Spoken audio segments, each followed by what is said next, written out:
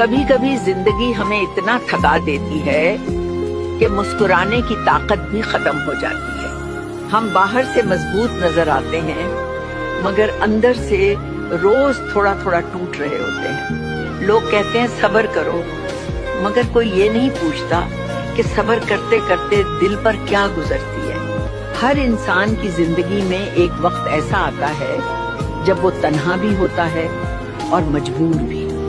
मगर याद रखो, अल्लाह किसी इंसान को उसकी ताकत से ज्यादा आजमाता नहीं। जो आंसू तुमने छुप कर बहाए, जो दुख तुमने किसी से कहे बगैर सहे, वो सब अल्लाह के इल्म में है।